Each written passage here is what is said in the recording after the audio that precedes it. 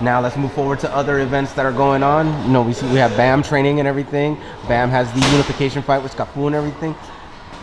Bam is making a legacy throughout the last few years about what he's doing and what he's been able to accomplish, who he's beaten and everything. What continues to drive him?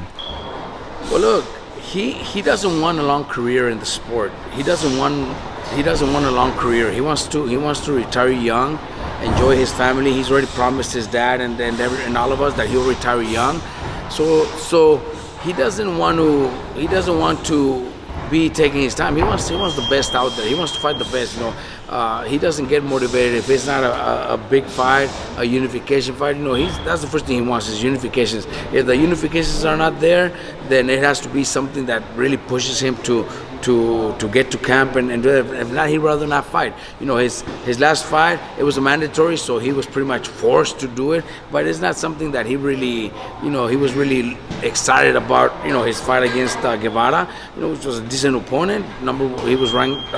He was his mandatory interim champion, so he had to do it. But Bam wants the unifications. He wants, you know, he's getting this unification with Cafu, which is a good fight. Cafu's a dangerous guy. You know, people don't know him and might think, oh, it's going to be easy for Bam because they've seen Bam. But we've been watching Cafu, and Cafu's dangerous. Is probably the most dangerous guy at that division. After that, I'm sure Bam's going to want another unification against Puma Martinez.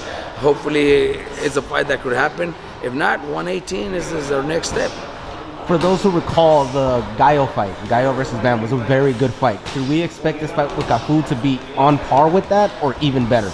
Look, we don't know. You know, Cafu is coming from, you know, in a position where very few know who he is. He is a world champion, but very few know who he is. So what does he want? He wants to be there. He's training to beat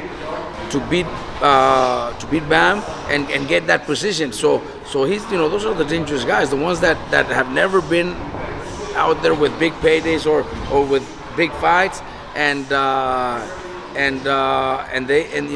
want that position. You know, he doesn't have that, so he's probably, like I said, he's probably going to be the most dangerous guy that Bam has faced at 115. A lot of people don't ever ask these questions, but is there a rematch clause just in case? From what you know. You know what? It's a unification, so I don't believe there's a rematch clause. You know, we didn't negotiate that when it came to negotiating the fight. So there's no need for a rematch clause. We didn't ask for it, and I don't know if they did, but if they would have probably told me something, or they would have, you know, let me know. Yeah. Out of the fights that are scheduled that we know of, the big fights, you know, we have Pacquiao Barrios coming, we have